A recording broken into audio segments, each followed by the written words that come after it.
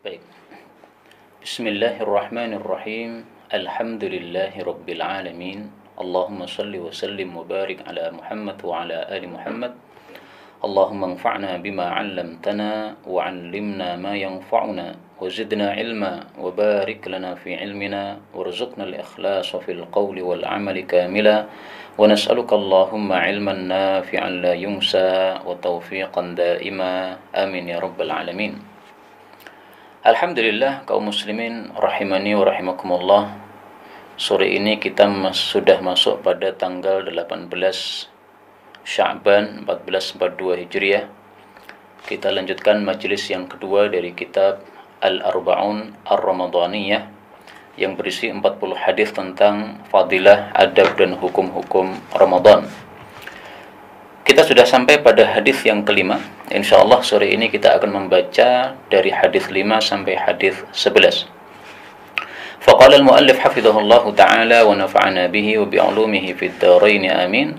Al-haditsul khamis mudha'afatus thawab. Hadis yang kelima tentang dilipat gandakannya pahala pada bulan Ramadan. An Ibnu Abbas radhiyallahu anhuma qala Rasulullah sallallahu alaihi wasallam limra'atin minal ansar. Rasulullah bersabda kepada seorang wanita dari kalangan Ansar, "Fa idza jaa Ramadan fa'tamiri." Apabila telah datang bulan Ramadan nanti, maka umrahlah kamu. Fa inna umratan fihi ta'dilu hajjah. Karena umrah di dalam bulan Ramadan itu sebanding dengan ibadah haji. Di situ tertulis rawahu Muslim, diganti saja ya, muttafaqun alaih, karena ternyata memang lafalnya ini hadis ini diriwayatkan oleh Bukhari dan Muslim. Adapun di awal saya mengatakan itu riwayat Muslim karena menukil dari Al-Jami' As-Shaghir. Ternyata dalam Al-Jami' As-Shaghir kurang akurat. Baik, hadis ini menunjukkan bahwa pertama, umrah pada bulan Ramadan pahalanya lebih besar, yaitu oleh Allah Subhanahu wa taala disamakan dengan ibadah haji. Dan yang kedua, hadis ini menunjukkan bahwa secara umum amalan-amalan di bulan Ramadan dilipat gandakan pahalanya oleh Allah Subhanahu wa taala. Jadi para ulama ketika membaca hadis ini, mereka tidak memahami bahwa ini khusus untuk umrah saja, tidak. Tetapi untuk amalan-amalan yang lain pun juga begitu. Salat pada bulan Ramadan pahalanya lebih besar. Membaca Quran pada bulan Ramadan pahalanya lebih besar. Bahkan para ulama membuat satu kaidah ya. Kaidahnya apa? Bahwa setiap amalan yang dilakukan pada waktu-waktu yang mulia, maka ini pahalanya besar. Demikian juga kalau dilakukan pada tempat-tempat yang mulia, ini pahalanya juga besar. Jadi dua hal ini ya. Waktunya mulia atau tempatnya mulia, maka pahalanya dilipat gandakan oleh Allah Subhanahu wa taala. Dalil yang sangat jelas misalnya contohnya Allah mengatakan pada masalah Lailatul Qadr, Allah mengatakan Lailatul Qadri khairum min alfi syahr. Bahwasanya Lailatul Qadr itu lebih baik daripada 1000 bulan. Nah, di sini Allah melipat gandakan amalan pada Lailatul Qadar. Kenapa? Karena dia adalah waktu yang mulia, sehingga lebih utama daripada 1000 bulan alias 83 tahun lebih. Untuk tempat, apabila tempatnya mulia maka pahalanya juga besar. Dalilnya adalah sabda Nabi sallallahu alaihi wasallam, "Salatun fi masjidi hadza." Salat di masjid saya ini, yaitu Masjid Nabawi, afdal min alfi salatin, mohon maaf, lebih utama daripada 1000 kali salat fima siwahu minal masajid, daripada 1000 kali salat di masjid-masjid yang lain, illal masjidil haram, kecuali salat di Masjidil Haram. Karena salat di Masjidil Haram itu lebih afdal daripada salat di masjid yang lain sampai 100.000 kali.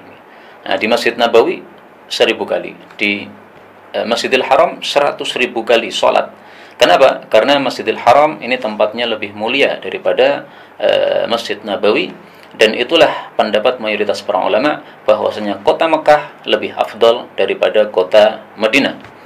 Menyelisih mereka Al-Imam Malik rahimahullah, beliau berpendapat bahwa Madinah lebih utama daripada Mekah. Tetapi dalil-dalil memang menguatkan pendapat para jumhur ulama yang mengatakan Mekah lebih utama dari Madinah. Salah satunya hadis ini tadi.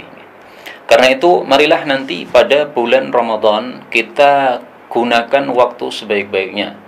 Bahkan pesan dari guru kami Syekh Mahmud Al-Hifnawi dari Mesir, beliau mengatakan, mulai hari ini Anda niatkan untuk puasa Ramadan. Karena bisa jadi kita belum masuk bulan Ramadan, kita sudah mati. Maka kalau sudah kita niatkan sekarang ini untuk puasa Ramadan, kita mati pun sudah mendapatkan pahala puasa. Bahkan beliau juga mewasiatkan, catatlah niat-niat yang besar nanti pada bulan Ramadan, apa yang akan kita lakukan. Misalnya niat untuk khatam berapa kali, niat untuk setiap malam tahajud berapa rakaat atau berapa jam, niat untuk mengkhatamkan kitab-kitab hadis, beberapa kitab yang akan kita khatamkan. Semuanya diniatkan, mulai sekarang ditulis dalam catatan kita supaya nanti kita lebih semangat di dalam melakukan apa yang sudah kita niatkan tadi. Dan kalaupun tidak tercapai, yang penting kita sudah punya niat, maka niat ini sudah ada pahalanya dari Allah Subhanahu wa taala. Beliau mengatakan, an-niyatu tijaratul ulama. Niat itu adalah bisnisnya para ulama, yaitu bisnis untuk mencari pahala dari Allah Subhanahu wa taala. Baik, kita lanjutkan. Sebelum dilanjutkan, dalam hadis ini disebutkan ta'dilu hajjah, sebanding dengan haji, sementara dalam hadis yang lain disebutkan hajjatan ma'i, yaitu sebanding dengan haji bersama Rasul sallallahu alaihi wasallam. Ini lebih mulia lagi. Hadis berikutnya al-haditsus sadis, hadis yang ke-6, fadlu shaumi ramadhana. Kalau di situ tertulis as-shaumi, alifnya dihapus saja ya. Yang benar shaumi Ramadan. Fadilah puasa Ramadan. An Abi Hurairah ghafarallahu lahu wa li ummihi qala qala Rasulullah sallallahu alaihi wasallam, man shama ramadhana imanan wa ihtisaban ghufira lahu ma taqaddam min dhanbihi. Muttafaqun alaih. Siapapun yang melakukan siam Ramadan karena iman dan mengharap pahala, pasti diampuni baginya apa saja yang telah lewat dari dosa-dosanya. Hadis ini menunjukkan fadilah puasa Ramadan, bahwasanya puasa Ramadan menghapus dosa-dosa yang sudah lalu, tetapi ini dipahami oleh para ulama maksudnya dosa-dosa kecil. Adapun dosa-dosa besar tidak bisa terhapus dengan puasa Ramadan, harus dilakukan taubatan nusuha atau nasuha, dua qiraah. Kemudian kita temukan hadis yang seperti ini ada 3 ternyata. Yang pertama adalah hadis ini, man shoma, barang siapa yang siam Ramadan. Hadis yang kedua, man qama, barang siapa yang tahajud atau qiyamul lail pada bulan Ramadan. Hadis yang ketiga, man qama lailatul qadri, barang siapa yang qiyamul lail pada Lailatul Qadar. Semuanya sama ya, imanan wa ihtisaban ghufira lahu ma taqaddama min dhanbi. Jadi 3 hadis yang lafalnya mirip, hanya ada perbedaan sedikit. Yang pertama siam, yang kedua qiyam, yang ketiga qiyam pada malam Lailatul Qadar. Semuanya sahih, semuanya diriwayatkan oleh Al-Imam Al-Bukhari rahimahullahu ta'ala. Apa yang dimaksud iman? Yang dimaksud iman adalah kita mengimani bahwa puasa Ramadan adalah kewajiban yang harus kita lakukan. Sehingga kalau ada orang puasa Ramadan hanya ikut-ikutan saja, dia malu kepada tetangga, mereka pada puasa, saya tidak puasa, maka ini tidak termasuk iman. Yang disebut iman adalah kalau dia meyakini bahwa ini memang perintah Allah Subhanahu wa taala, ini termasuk rukun Islam sehingga wajib saya lakukan. Nah, orang inilah yang mendapatkan fadilah dari puasa Ramadan ini. Sehingga fadilah ini ada 2 syaratnya ya. Syaratnya sudah disebutkan oleh Nabi. Yang pertama adalah harus iman, yang kedua harus ihtisaban, mengharap pahala. Sehingga kalau tidak mengharap pahala dari Allah Subhanahu wa taala, dia tidak akan mendapatkan fadilah ini.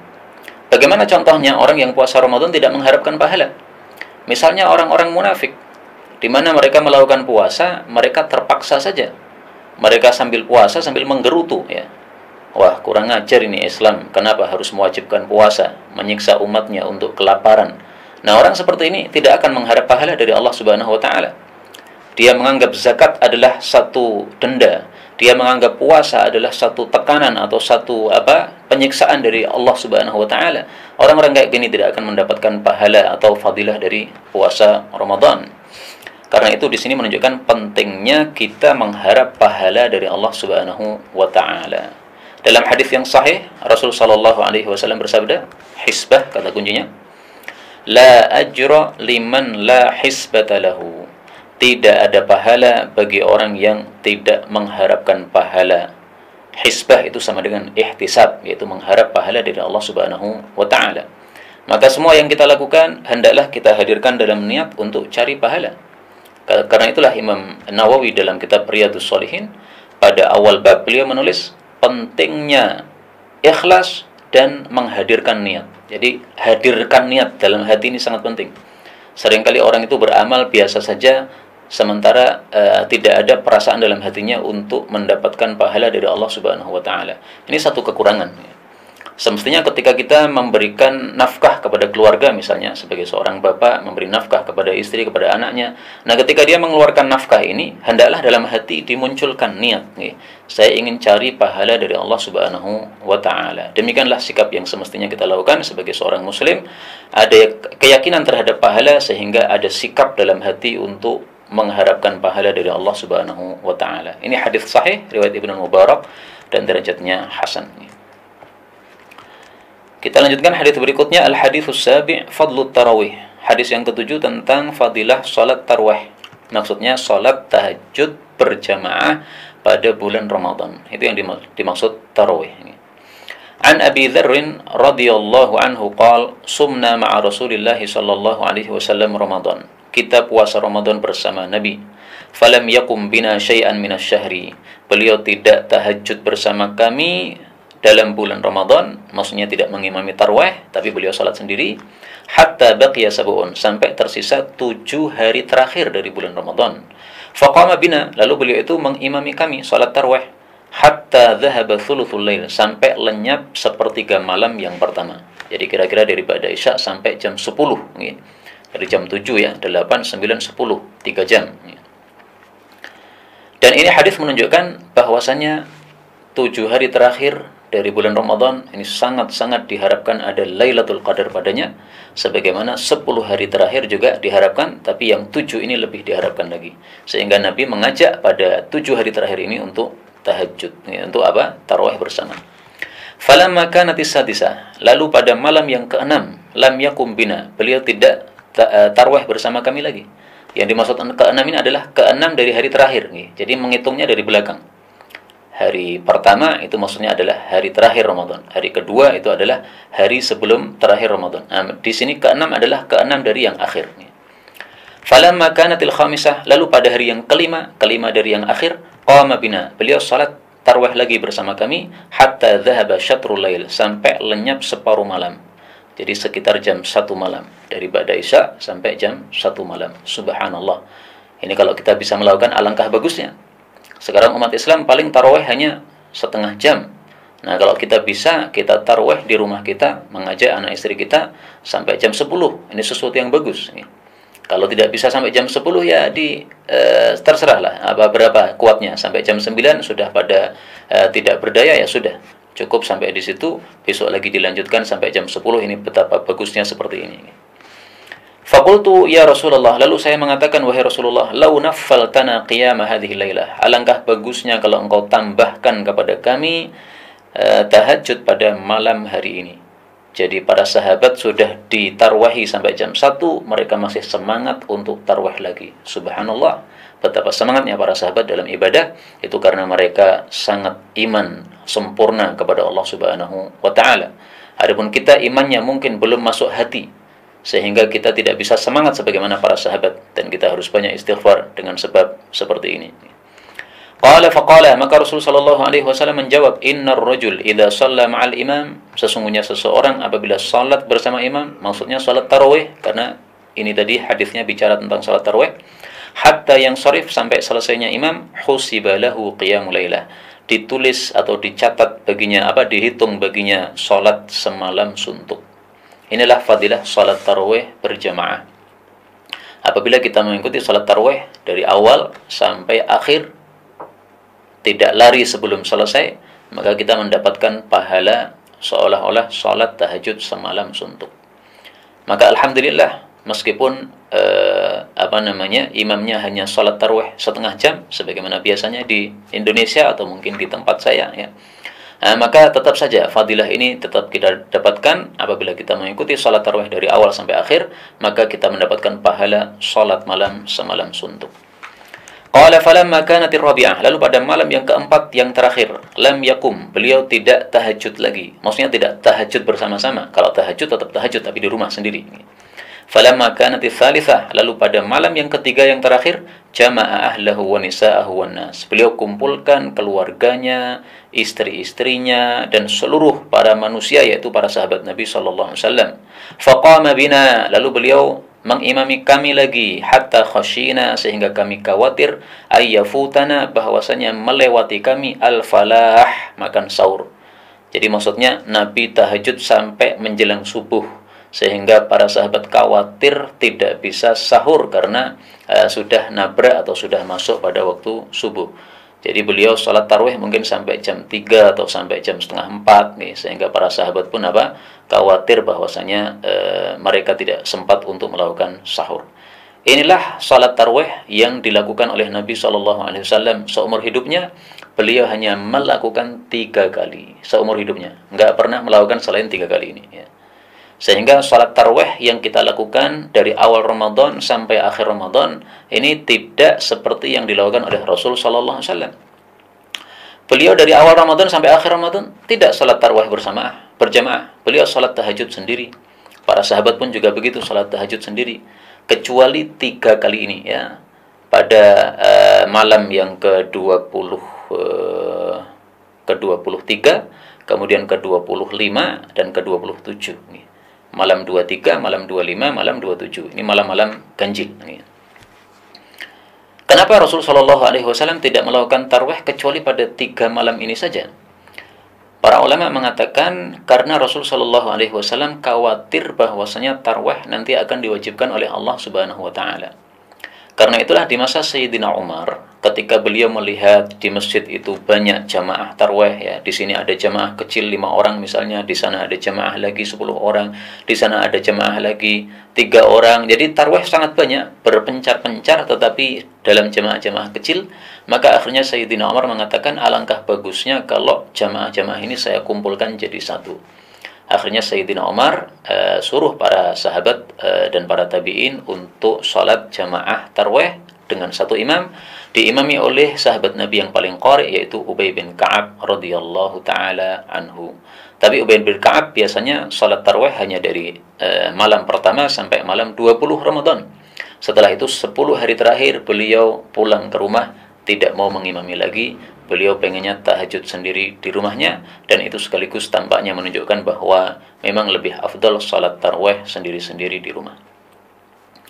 Baik, sebelum kita lanjutkan hadis ini, saya ingin menjelaskan tentang perselisihan pendapat para ulama masalah mana yang lebih utama, salat tarawih berjamaah ataukah salat tarawih di rumah, yaitu sendiri-sendiri di rumah.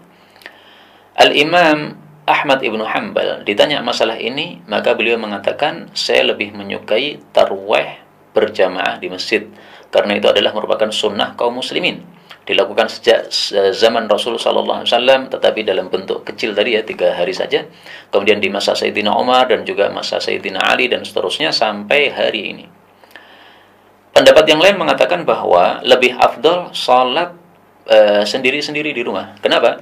Karena Rasul Sallallahu Alaihi Wasallam bersabda, "Fa inna afdalas salati salatul mar'i fi baitihi illal maktubah." Paling afdalnya salat adalah salat seseorang di rumahnya sendiri, kecuali salat wajib. Maka salat wajib berjamaah di masjid. Salat tarawih tidak wajib. Nah, maka hadis ini mencakup salat tarawih juga.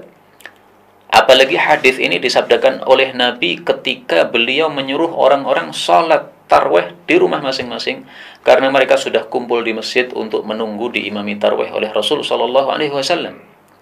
Beliau tahu bahwa mereka menunggu di masjid, tapi beliau tidak keluar dari rumahnya. Beliau tetap tahajud di dalam rumah. Kemudian pada waktu subuh selesai salat, beliau kemudian berceramah, mengkhutbai mereka.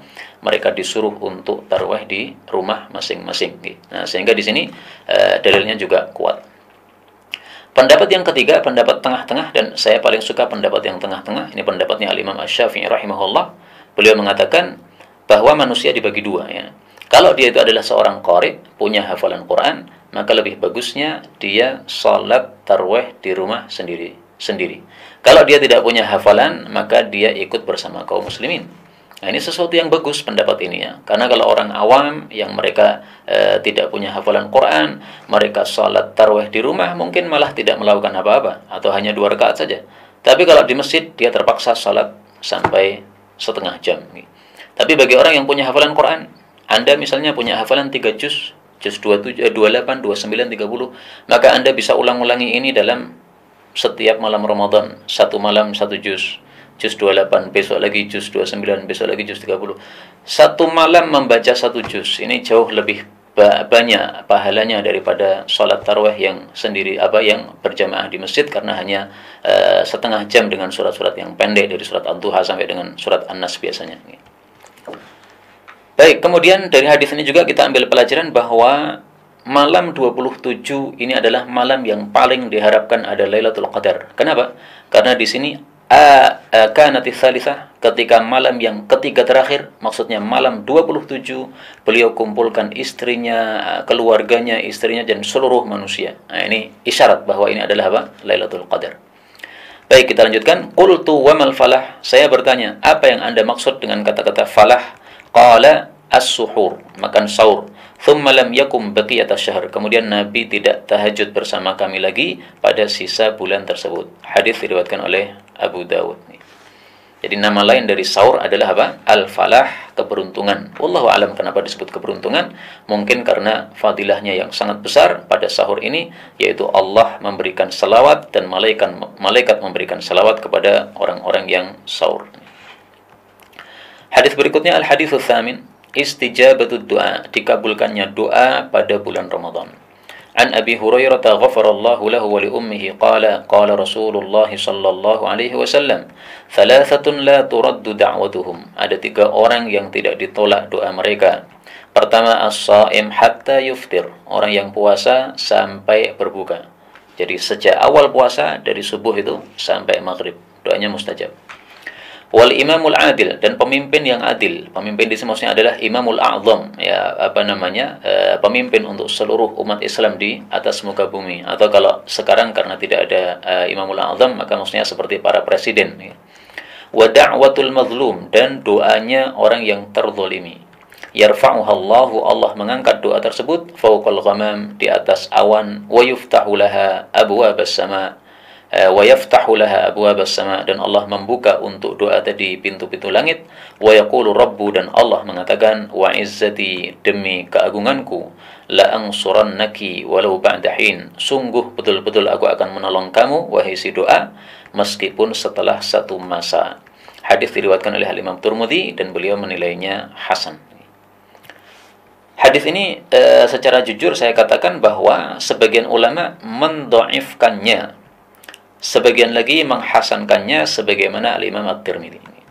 Nah, orang-orang awam seperti kita yang bukan ulama, kita boleh taklid kepada para ulama dalam masalah penilaian hadis seperti ini. Saya taklid kepada Al-Imam At-Tirmidzi, maka saya menganggap hadis ini derajatnya hasan, isinya bisa dipertanggungjawabkan, bahwasanya orang yang puasa termasuk orang-orang yang la turaddu da'watuhum, doanya tidak ditolak oleh Allah Subhanahu wa taala. Dan ini sesuatu yang wajar, karena orang puasa sedang ibadah kepada Allah. Orang yang sedang ibadah kepada Allah berarti dekat dengan Allah. Kalau dekat dengan Allah, wajar kalau doanya dikabulkan oleh Allah Subhanahu wa taala. Sebagaimana yang kita paham dari sabda Nabi sallallahu alaihi wasallam, beliau mengatakan, aqrabu ma yakunul 'abdu ila Allahi wa huwa sajid. Paling dekatnya hamba kepada Allah adalah ketika sujud. Fa'aktsirud du'a, perbanyaklah doa kepada Allah Subhanahu wa taala ketika sujud. Hadis riwayat Muslim. Dalam riwayat yang lain disebutkan faqaminun ayustajaba lakum, lebih pantas untuk dikabulkan karena kondisinya sedang dekat kepada Allah Subhanahu wa taala. Nah, maka sebagaimana ketika sujud kita lebih mustajab karena kita dekat dengan Allah, demikian juga ketika kita puasa lebih mustajab karena kita sedang ibadah kepada Allah Subhanahu wa taala, sehingga kondisi kita lebih dekat kepada Allah Subhanahu wa taala. Wallahu a'lam. Kemudian dari hadis ini kita ambil pelajaran juga bahwa Ramadan adalah bulan doa. Jadi jangan seperti sebagian orang yang menganggap bahwa Ramadan hanyalah bulan Quran, bulan tarawih, tetapi mereka lalai untuk memperbanyak doa. Jadi tolong diperhatikan, di bulan Ramadan tidak hanya tilawah yang kita perbanyak, juga doa kita perbanyak. Bulan Ramadan adalah bulan Quran, bulan Ramadan juga adalah bulan doa. Ada satu ayat yang sangat unik sekali pada masalah ini, ya. Silakan antum perhatikan. surah Al-Baqarah ayat 185 dan sebelumnya dan setelahnya. Pada ayat-ayat ini Allah Subhanahu wa taala bicara tentang masalah puasa Ramadan ya, berturut-turut beberapa ayat. Tiba-tiba pada ayat 186 Allah tiba-tiba bicara masalah lain. Kemudian ayat 187 berikutnya lanjut lagi bicara tentang masalah Ramadan.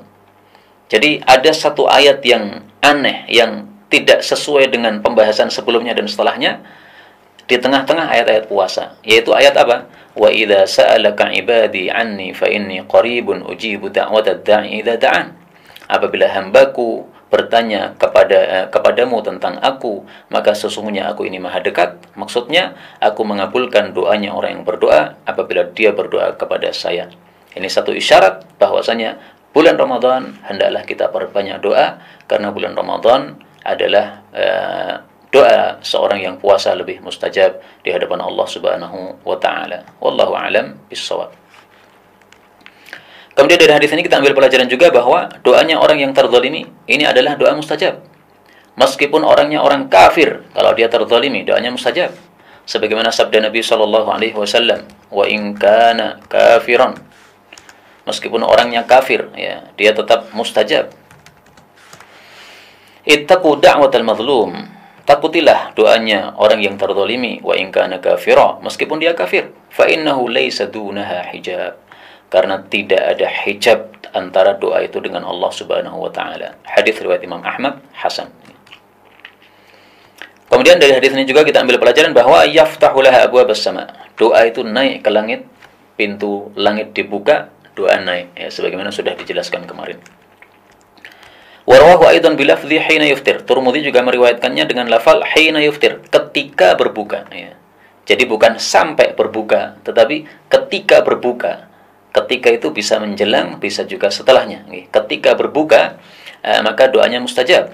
Wa qala hadza haditsun laisa isnaduhu bidzakal qawi. Tapi hadis itu bukan hadis yang kuat alias dhaif, wa laisa huwa indi bimuttasil, dan sanadnya tidak bersambung. Jadi menurut Imam Tirmidzi yang lebih kuat adalah riwayat yang pertama, yaitu hatta yuftir. Orang yang puasa sampai berbuka doanya mustajab. Tapi saya ingin katakan bahwa kata-kata hina yuftir, doanya mustajab ketika berbuka, pada saat berbuka, itu juga sahih dari hadis yang lain, yaitu hadis setelahnya, hadis yang ke-9, al-haditsut tasi', du'aul iftar, doa buka puasa. An Abdullah bin Amr bin al-As yaqul, qala Rasulullah sallallahu alaihi wasallam, inna lis-shaimi 'inda fitrihi la da'watan ma turad. Sesungguhnya bagi orang yang puasa pada saat buka puasanya, sungguh dia memiliki doa yang tidak ditolak oleh Allah Subhanahu wa taala.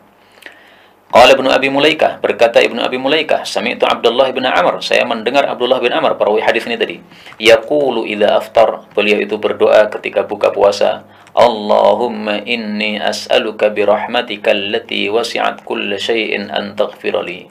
Ya Allah, sesungguhnya aku meminta kepada Engkau dengan rahmat-Mu yang mencakup segala sesuatu, bahwa Engkau mengampuni terhadap aku. Hadis diriwayatkan oleh Ibnu Majah. Dalam kitab Zawaid disebutkan sanadnya sahih, karena Ishaq bin Ubaidillah bin Harith dikatakan oleh Nasai bahwa dia tidak bermasalah, dan Abu Zur'ah mengatakan dia seorang rawi thiqah, dan sisa rawi-rawi yang lain pada sanad ini adalah sesuai syaratnya Imam Bukhari. Ringkasnya, hadis ini sahih. Jadi hadis ini menunjukkan bahwa orang yang melakukan puasa, maka pada saat berbuka doanya mustajab. Nah, kata-kata pada saat berbuka, inda fitrih, ya, inda pada saat, kata-kata inda itu bisa bermakna sebelumnya, bisa juga ketika melakukan, bisa juga setelahnya, ya, sebagaimana dalam hadis yang lain, misalnya Rasul Shallallahu Alaihi Wasallam bersabda bahwa orang puasa itu akan mengalami 2 kali bahagia. Pertama, bahagia ketika apa? Inda fitrih, atau hina yuftir, ketika dia itu ketika dia itu berbuka. Nah, orang puasa gembira ketika berbuka. Ini gembiranya tidak hanya ketika berbuka saja. Menjelang berbuka dia sudah gembira karena sudah dekat waktu buka. Kemudian ketika berbuka tentu saja juga senang karena boleh makan, boleh minum. Kemudian setelah berbuka juga senang karena sudah hilang rasa laparnya. Dia bersyukur kepada Allah Subhanahu wa taala. Ya, karena itu kata-kata inda fitri, ya, doa orang puasa dikabulkan ketika berbuka, ini bisa kita baca doa ini baik sebelum kita berbuka puasa maupun setelah kita berbuka puasa. Nah, maka kata-kata idza aftar, ya, Abdullah bin Amr itu ketika berbuka membaca doa ini bisa jadi maksudnya sebelum berbuka, bisa jadi juga maksudnya setelah berbuka puasa. Ala kulli hal, dua-duanya memungkinkan dan kita bisa membaca doa baik menjelang buka puasa maupun setelah buka puasa. Adapun doa yang terkenal, Allahumma laka sumtu wa ala rizqika aftartu, maka ini tidak ada satupun hadis yang sahih. Kana idza aftara qala, Nabi kalau berbuka mengucapkan Allahumma laka sumtu, ya Allah karena engkau aku puasa, wa ala rizqika aftartu, dan atas rizkimu aku berbuka. Ini hadis riwayat Abu Dawud, derajatnya mursal. Mursal itu dhaif, sehingga kalau saya tidak biasa melakukan atau membaca doa ini. Tapi saya ingin katakan bahwa antum kalau membaca doa ini tidak ada masalah. Yang penting jangan meyakini sebagai sunnah Rasulullah sallallahu alaihi wasallam. Karena salah satu syarat bolehnya mengamalkan amalan-amalan dari hadis-hadis yang dhaif, yang termasuk masalah-masalah amalan yang memiliki fadilah seperti ini adalah syaratnya, salah satunya jangan meyakini sebagai sunnah Rasul sallallahu alaihi wasallam. Adapun doa yang sahih tetapi setelah berbuka itu adalah idza dhahaba adh-dhama'u wabtallatil 'uruqu wa thabata al-ajru insyaallah. Telah lenyap dahaga, telah basah urat-urat, dan pahala tetap insyaallah taala. Hadis riwayat Abu Dawud, ini derajatnya hasan. Jadi sama-sama riwayat Abu Dawud. Yang Allahumma laka sumtu tadi dhaif karena mursal, kemudian dhahaba adh-dhama'u ini sahih diriwayatkan oleh Abu Dawud juga. Dan perlu diketahui bahwa doa ini, dhahabat dhama, ini jangan dibaca sebelum berbuka. Karena sebagian orang itu salah membacanya, ya. Menjelang berbuka sudah mengucapkan Allahumma laka sumtu, kemudian setelah itu dilanjutkan dhahabat dhama'u. Ini salah jelas, ya. Karena dia belum minum apa-apa, belum lenyap dahaganya. Setelah selesai minum baru mengucapkan dhahabat dhama. Al-hadithul ashir, hadis yang ke-10, ta'rifus shaum, apa definisi puasa? Kenapa definisi kok diakhirkan? Biasanya dalam kitab-kitab fikih kan disebut definisi dulu, baru kemudian masalah-masalah yang lain. Ketahuilah bahwa orang-orang Arab zaman dahulu, mereka punya kebiasaan membahas suatu masalah, itu dibahas fadilah dulu. Baru kemudian definisi belakang. Kenapa? Karena kalau orang sudah mengetahui fadilah, dia akan semangat untuk mengetahui berikutnya. Akhirnya dia semangat, apa sih definisi puasa? Mengetahui. Tetapi kalau langsung diberikan definisi puasa sementara dia belum semangat, mungkin dia belum perhatian. Nah, setelah kita mengetahui fadilah puasa dari hadis yang pertama sampai hadis yang ke-9 ini, kita sekarang baru mulai definisi puasa. An Abi Hurairah ghafarallahu lahu wa li ummi, anin Nabi sallallahu alaihi wasallam qala, yaqulullahu azza wa jalla, Allah azza wa jalla mengatakan. Nah, ini berarti hadis yang merupakan kalam Allah disampaikan oleh Nabi dengan sabda beliau. Hadis seperti ini mempunyai 4 nama. Disebut hadis qudsi, dan ini nama yang paling terkenal. Kemudian hadis Rabbani, karena munculnya dari Rabb, dari Allah subhanahu wa ta'ala. Disebut juga hadis ilahi, karena munculnya dari ilahin nas, ilahnya manusia, Tuhannya manusia. Kemudian disebut juga hadis marwi, hadis yang diriwayatkan oleh Nabi dari Allah subhanahu wa ta'ala. 4 nama ini untuk satu hal yang sama, yaitu hadis qudsi.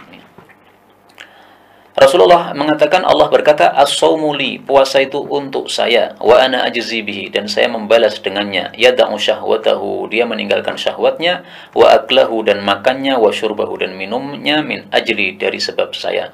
Wa shaumu junnah, puasa adalah perisai, walis-shaim farhatan, orang puasa punya 2 kebahagiaan, farhatun hina yuftir, bahagia ketika berbuka, wa farhatun hina yalqa rabbah, dan bahagia lagi ketika berjumpa dengan Rabbnya.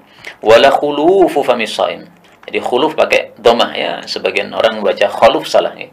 Khuluf dhammah, dan sungguh berubahnya bau famis shaim, mulutnya orang yang puasa, atyabu indallah, lebih wangi di hadapan Allah, mir rihil miski, daripada bau minyak wangi misik, yang merupakan minyak wangi yang paling wangi. Hadis muttafaqun alaih. Hadis ini bicara tentang definisi puasa dan fadilahnya. Adapun fadilahnya as-saumu li, puasa milik Allah. Maksudnya bahwasanya puasa itu dilakukan oleh seorang hamba semata-mata untuk Allah Subhanahu wa taala, dia tidak mendapatkan bagian apapun selain dari Allah Subhanahu wa taala. Maksudnya gini ya.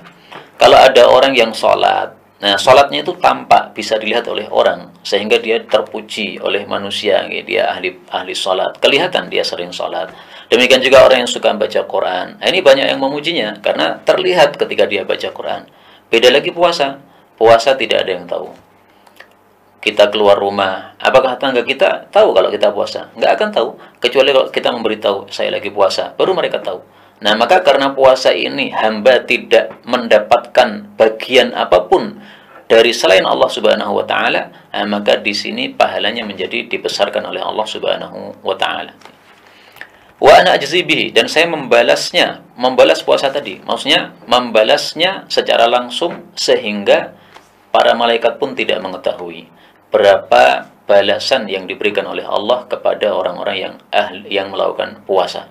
Jadi ringkasnya maksudnya adalah pahala puasa itu dilipat gandakan oleh Allah sangat banyak sehingga Allah saja yang mengetahui berapa pahala yang diberikan kepada orang-orang yang puasa. Ingat kata Allah dalam Al-Quran, innama yuwaffas sabiruna ajrahum bighairi hisab. Sesungguhnya tiada lain diberikan kepada orang-orang yang sabar pahala mereka tanpa hitungan. Puasa termasuk kesabaran karena kita menahan diri dari makan dan minum. Kemudian definisi puasa adalah meninggalkan syahwat, makan dan minum. Ini yang wajib ya. Makan, minum, syahwat. Syahwat ini adalah hubungan suami istri. Termasuk juga mani. Dari hadis ini para ulama jumhur mengambil kesimpulan bahwasanya seseorang kalau mengeluarkan maninya dengan sengaja maka puasanya menjadi batal. Karena dia berarti belum yada'u syahwatahu, belum meninggalkan maninya. Dalam hadis disebutkan bahwa mani itu disebut dengan nama syahwat. Nah, sehingga kalau dia mengeluarkan syahwatnya, mengeluarkan maninya dengan sengaja, maka berarti dia belum meninggalkan syahwatnya atau belum meninggalkan maninya, sehingga puasanya jadi batal. Ini menurut mayoritas para ulama. Sebagian kecil ulama berpendapat mengeluarkan mani tidak membatalkan puasa, tapi pendapat yang lebih kuat insya Allah pendapat mayoritas bahwa itu membatalkan puasa berdasarkan hadis ini. Kemudian puasa adalah perisai, maksudnya perisai dari neraka, sebagaimana sabda Nabi Shallallahu Alaihi Wasallam, yastajinnu biha minan nar. Dia memperisai diri dengan puasa tadi dari api neraka. Para ulama mengungkapkan dengan bahasa yang lain, puasa adalah perisai dari perbuatan maksiat. Nah, antara sabda Nabi dengan perkataan ulama ini tidak bertentangan. Rasulullah mengatakan puasa perisai dari neraka. Para ulama mengatakan puasa perisai dari maksiat. Ini sebenarnya tidak bertentangan karena para ulama bicara tentang sebab, sementara Nabi bicara tentang akibat. Orang melakukan dosa atau maksiat itu adalah sebab, nanti akibatnya dia akan masuk ke dalam neraka. Tayyib, kita lanjutkan hadis berikutnya, dan ini sudah bab baru, adab wa ahkam siyam Ramadan. Adab-adab dan hukum-hukum puasa Ramadan. Adab yang pertama, yang paling penting, hadis yang ke-11. An Abi Hirrin ghafarallahu lahu wa li ummih qala Rasulullah sallallahu alaihi wasallam rubba sha'imin laisa lahu min siyamihi ilal ju'. Betapa banyak orang yang puasa tidak memiliki bagian dari puasanya selain lapar, artinya tidak dapat pahala. Wa rubba qa'imin laisa lahu min qiyamihi illa as-sahar. Betapa banyak orang yang tahajud tidak mendapatkan dari tahajudnya kecuali hanya begadang saja, enggak ada pahalanya dari Allah Subhanahu wa taala. Hadis diriwayatkan oleh Al-Imam Ibnu Majah.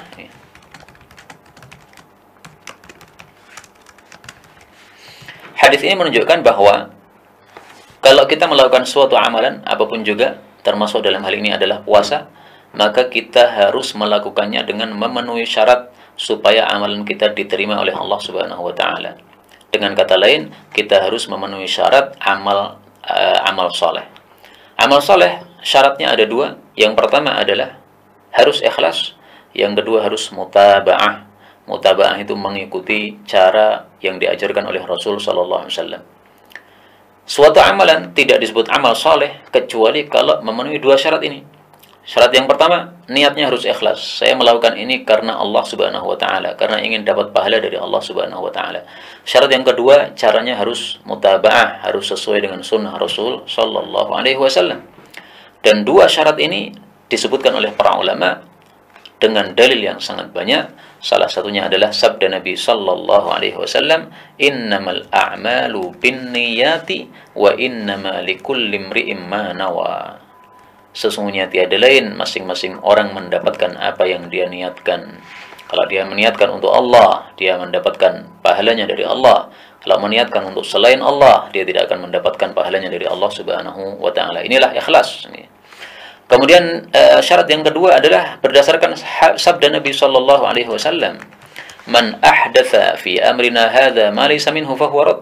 Barang siapa yang melakukan perkara baru dalam urusan kami ini, urusan agama, sesuatu yang bukan darinya, maka amalan tersebut ditolak oleh Allah Subhanahu wa taala. Jadi bid'ah ditolak. Maka syarat yang kedua adalah harus mutaba'ah, harus sesuai dengan sunnah Rasul sallallahu alaihi wasallam.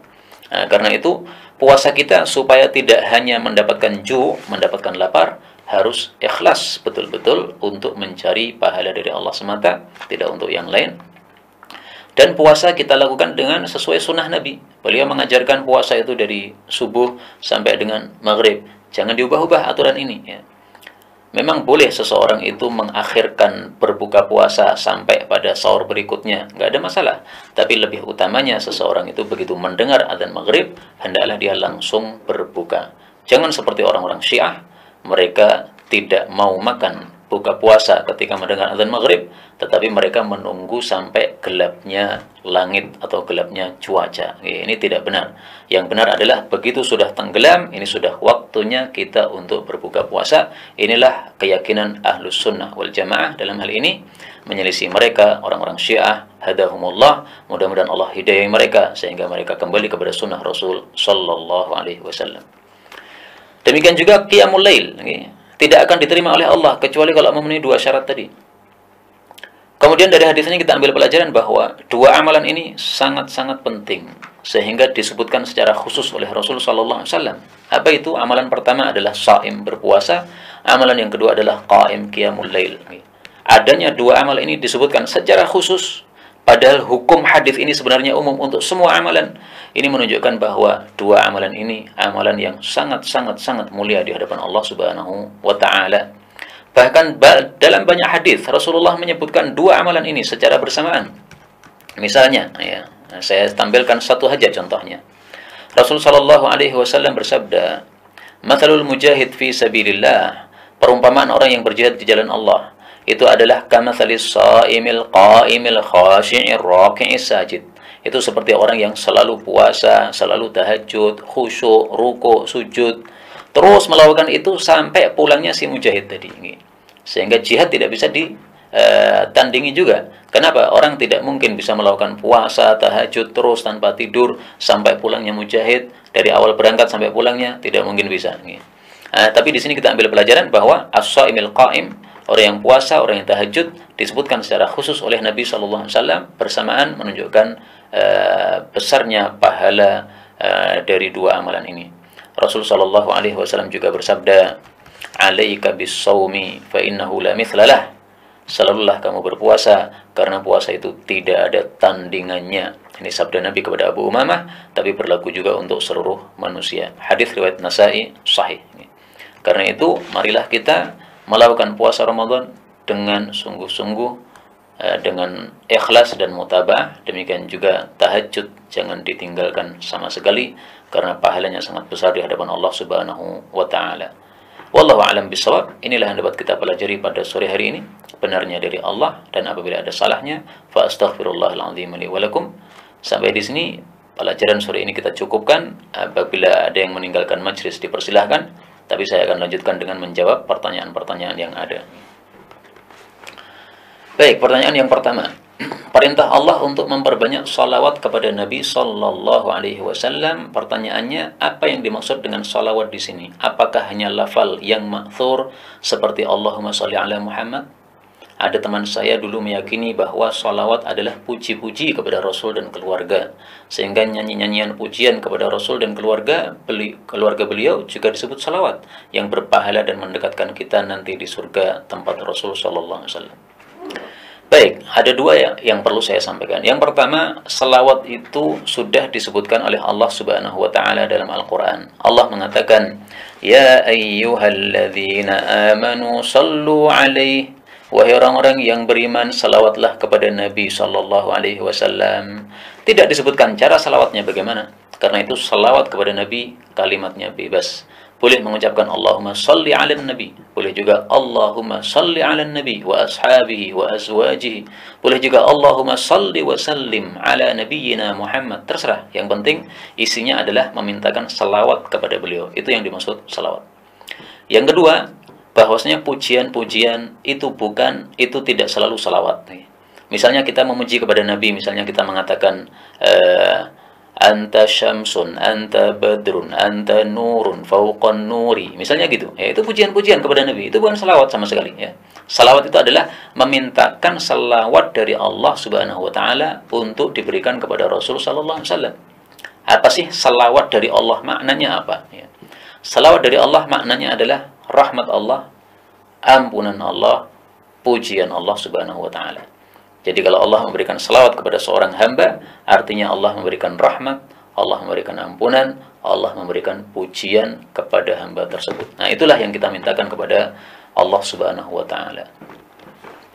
Berikutnya tentang penyebutan bulan suci Ramadan yang dinilai kurang syar'i karena tidak ada bulan yang kotor, melainkan amalan manusialah yang kotor. Yang menurut syar'i penyebutannya adalah syahrun mubarak, bulan berkah. Sebenarnya sebagian kami tidak memahami bulan Ramadan disebut bulan suci, sedang yang lain tidak suci atau kotor. Melainkan yang dimaksud suci adalah mensucikan, yaitu mensucikan dosa-dosa muslim dari dosa yang lampau. Bagaimana? Apakah kata suci dengan demikian masih bisa dipakai? Ada dua yang saya ingin sampaikan. Ya. Yang pertama adalah bahwasanya suci dengan mensucikan itu sesuatu yang berbeda. Suci misalnya teh yang kita buat itu suci, kita minum nggak ada masalah.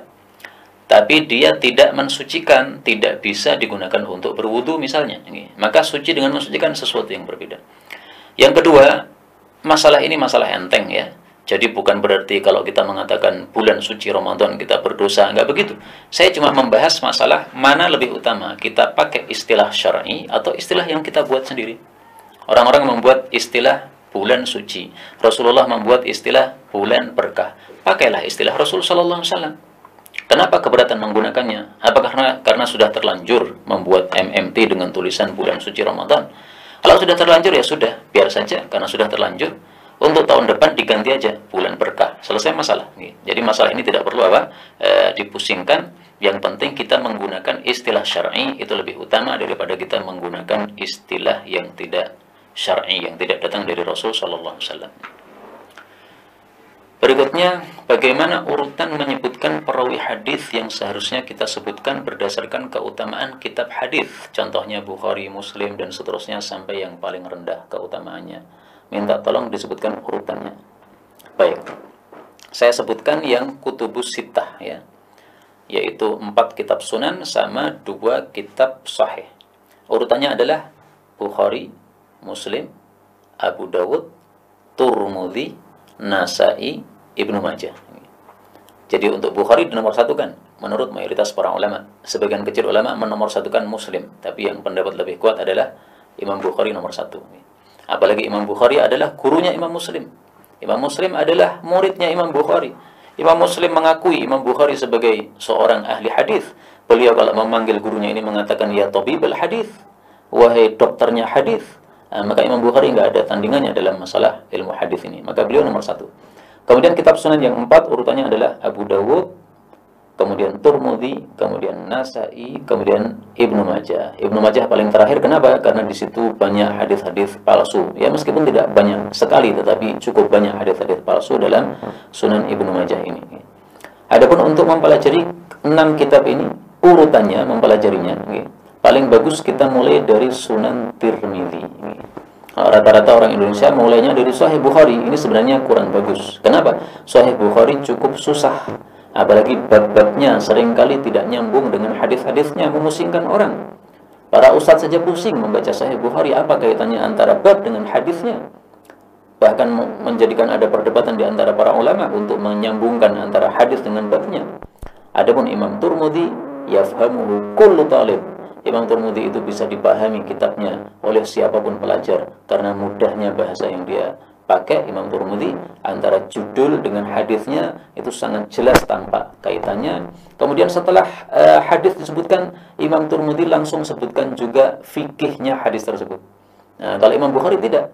Imam Bukhari hanya tampilkan hadisnya, sudah, fikihnya antum ambil sendiri. Imam Tirmidzi enggak sebutkan di bawah fikihnya juga. Karena itu saya ingin kalau suatu hari saya ingin membuat satu majelis hadis Nabi SAW atau mungkin madrasah hadisnya, saya akan mulai pertama kali dengan Sunan Tirmidzi, bukan Sahih Bukhari. Dan ini sudah dikatakan juga oleh Syekh Zakaria Al-Kandahlawi, ya, beliau mengatakan bahwa Tirmidzi itu yang semestinya dinomorsatukan untuk dipelajari oleh para talib. Baik, berikutnya, kapan sebaiknya mulai mengajari anak kewajiban seperti wudhu, sholat, dan puasa, baca tulis huruf hijaiyah dan huruf Latin? Baik, ini ada hadisnya dari hadis dari Nabi Sallallahu Alaihi Wasallam. Abna'u sab'i, muru awladakum bis shalah, perintahlah anak-anak kalian untuk salat, wahum abna'u sab'i sinin, pada usia mereka 7 tahun. Wadribuhum 'alaiha wahum abna'u 10 sinin, dan pukullah mereka ketika mereka meninggalkan salat pada usia 10 tahun. Hadis riwayat Abu Dawud, derajatnya sahih. Nah, maka anak itu mulai diajari pada usia 7 tahun. Dalam hadis ini Nabi menyebutkan salat, tetapi para ulama memahami amalan-amalan yang lain juga seperti itu, ya.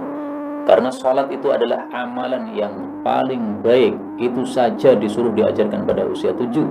Demikian juga amalan-amalan yang lain.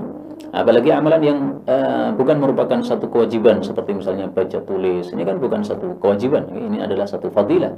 Maka semestinya kalau kewajiban saja dimulainya usia 7 tahun, apalagi baca tulis dan sebagainya, itu dimulainya juga sama, yaitu pada usia 7 tahun. Demikian juga yang saya terapkan kepada anak-anak saya, mereka baru diajari pada usia 7 tahun, dan alhamdulillah tidak ada masalah, bahkan mereka cepat di dalam memahami. Kemudian setelah itu mereka jadi kutu buku, ya, senang untuk membaca dan seterusnya. Ini sesuatu yang baik insyaallah ta'ala.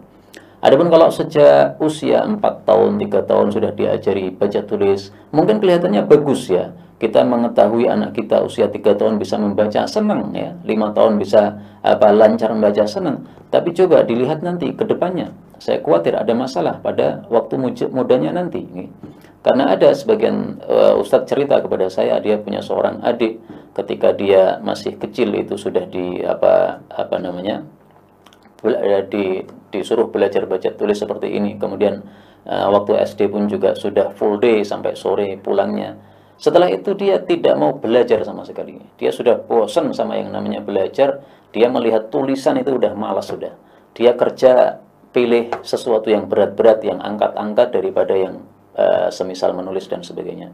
Meskipun kerja angkat-angkat gajinya lebih sedikit, sementara yang di kantor gajinya lebih besar, tapi dia lebih suka yang berat-berat karena memang sudah bosan dengan belajar tersebut. Wallahu a'lam bishawab. Meskipun masalah ini memang khilafiyah, ada yang berpendapat baca tulis lebih baik sebelum usia 7 tahun, tapi itulah yang saya ikuti, ya, pendapat yang mengatakan itu adalah pada usia 7 tahun. Coba turun lagi karena ada yang belum tadi. Apa maksud kalimat wala ta'jaz dalam hadis ihris ala ma yanfa'uka wasta'in billah wala ta'jaz? Rakuslah terhadap apapun yang manfaat untuk kamu dan minta tolonglah kepada Allah dan jangan lemah.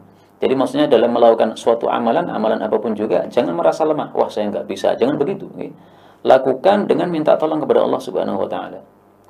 Bisa atau tidak itu tergantung pertolongan Allah Subhanahu wa taala. Kalau Allah tolong kita bisa, Allah tidak tolong nggak bisa. Ya, karena la haula wala quwwata illa billah. Karena itu jangan merasa tidak bisa sejak awal, jangan. Dicoba dulu dilakukan, kemudian bismillah minta tolong kepada Allah. Kalau kita doa sungguh-sungguh kepada Allah, pasti akan ditolong dan bisa dibantu oleh Allah Subhanahu wa taala. Berikutnya berkaitan dengan lafal hadis idzajtanabal kaba'ir.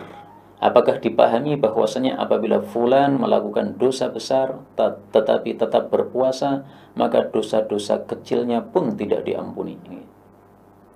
Baik, ini sesuai zahir hadisnya begitu ya. Tetapi saya tidak berani mengatakan begitu ya. Perlu apa namanya? Kita cari lagi apakah para ulama memahaminya seperti itu. Karena rata-rata penjelasan para ulama yang kita dapatkan adalah bahwa dosa-dosa kecil itu diampuni oleh Allah dengan sebab puasa, adapun dosa besar itu tidak diampuni oleh Allah Subhanahu wa taala dengan puasa. Jadi bukan kalau orang melakukan dosa besar, maka puasanya ini tidak bisa menghapuskan dosa-dosa kecilnya, bukan begitu. Memang zahir hadisnya begitu, nih. Kalau melihat apa? Zahir lafal hadisnya. Tapi kadang-kadang para ulama mengatakan wadh-dhahiru ghairu murad. Yang zahir itu bukan yang dimaksud oleh Nabi Shallallahu Alaihi Wasallam. Nah, karena itu dalam masalah memahami hadis memang kita harus berhati-hati, jangan memahami dengan pemahaman kita sendiri. Kalau kita memahami sesuatu berdasarkan zahirnya berbeda dengan pemahaman ulama, maka hendaklah kita ikuti pemahaman para ulama. Saya ingin tampilkan di sini satu perkataan Imam At-Tirmidzi.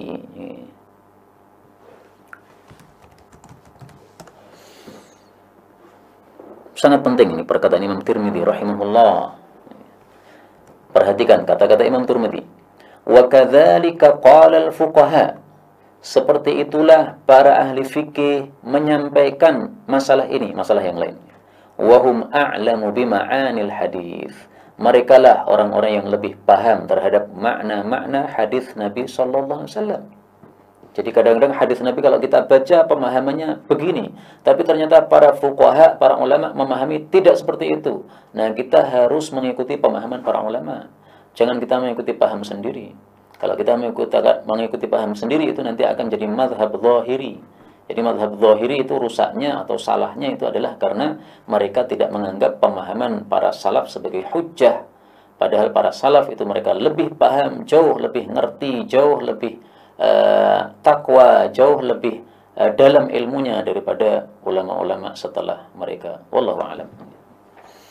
Berikutnya mau tanya kaidah yang tadi ketika penjelasan muqaddimah, al-qada yahkil ada. Al-qada yahkil ada. Amalan qada itu sesuai dengan amalan ada. Ini silahkan lihat pada kajian kemarin. Lalu hadis yang keempat, yang barang siapa yang merasakan hidup kedua orang tuanya, lalu kemudian wafat, kemudian masuk neraka dan Allah jauhkan, maksudnya. Nah, jadi gini, ketika kita masih mendapati kedua orang tua kita masih hidup, semestinya kita bisa masuk jannah dengan sebab itu. Kenapa? Karena kita bisa berbakti kepada kedua orang tua kita, yaitu mentaati kedua orang tua kita dan kita tidak melakukan sesuatu yang menyebabkan orang tua kita murka. Dengan sebab itu kita masuk ke dalam jannah. Nah, maka kalau ada orang yang orang tuanya masih hidup, tapi dia tidak bisa masuk jannah, dengan kata lain, dia durhaka kepada orang tuanya, dia tidak berbakti kepada orang tuanya. Nah, orang seperti ini berhak dijauhkan oleh Allah, yaitu dijauhkan dari rahmatnya Allah, dimasukkan ke dalam nerakanya Allah Subhanahu wa ta'ala. Dalam bab ini saya ingin sampaikan dua hadis Nabi SAW tentang birrul walidain. Yang pertama, sabda Nabi, beliau mengatakan, al-walidu awsatu abwabil jannah. Bapak itu adalah paling bagusnya pintu surga. Hadis riwayat Tirmidzi. Maksudnya, apabila ada bapak, kita bisa birrul walidain kepada beliau, dan itu menghantarkan kita kepada pintu paling bagus dari pintu-pintu jannah. Hadis yang kedua tentang ibu. Rasulullah Shallallahu Alaihi Wasallam bersabda, al-jannatu tahta aqdamil ummahat. Surga itu di bawah telapak kaki ibu. Meskipun hadis dengan lafal ini derajatnya dhaif ya, tetapi maknanya sahih. Karena dalam hadis yang lain dalam kitab Sunan, Rasulullah mengatakan, ilzamha fa innal jannata tahta rijlaiha. Kamu lazimi ibumu karena jannah itu di bawah kedua kaki ibumu. Nah, maka hadis ini meskipun tenar ya, al jannatu tahta aqdamil ummahat, ini dhaif lafalnya tetapi maknanya sahih, menunjukkan bahwa dengan sebab kita birrul walidain kepada ibu, kita bisa masuk ke dalam jannah. Bagaimana caranya? Mencari ridho kedua orang tua kita. Jangan melakukan perbuatan yang menyebabkan orang tua kita marah, murka, apalagi sampai mendoakan buruk kepada kita.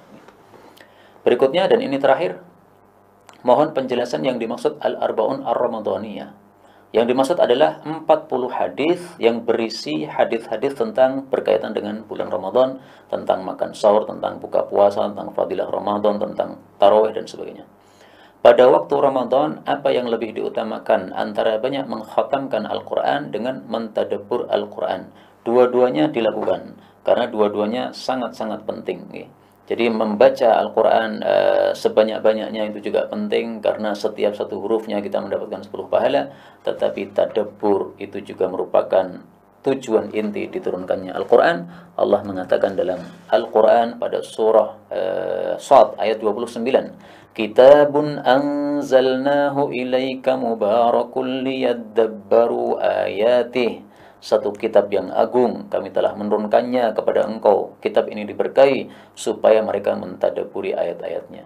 Jadi Allah turunkan supaya apa? Supaya liyadabbaru ayatih, supaya mereka tadabburi ayatnya. Sehingga dua amalan ini kita lakukan sekaligus. Jadi tidak hanya membaca terus tanpa mempelajari isinya. Bagi yang sudah memahami kalimat-kalimat Quran, bisa langsung membaca sambil tadabbur. Bagi yang tidak bisa mentadabburi isi Al-Quran karena tidak paham bahasa Arab, bisa membaca terjemahnya. Terjemahnya bisa membantu untuk tadabbur. Meskipun itu bukan kunci tadabbur ya, itu hanya membantu saja. Karena seringkali terjemahan itu tidak mewakili dari kalimat yang sesungguhnya. Kita tetap perlu belajar tafsir kepada guru yang memang memahami tafsir Al-Quran. Inilah yang dapat kita sampaikan pada sore hari ini. Sisa pertanyaan kalau masih ada, insya Allah kita jawab pada waktu yang akan datang. Karena ini sudah jam 5. Wallahu a'lam bishawab. Walhamdulillahi rabbil alamin. Subhanakallahumma rabbana bihamdika. Asyhadu an la ilaha illa anta astaghfiruka wa atubu ilaik. Walhamdulillahi rabbil alamin.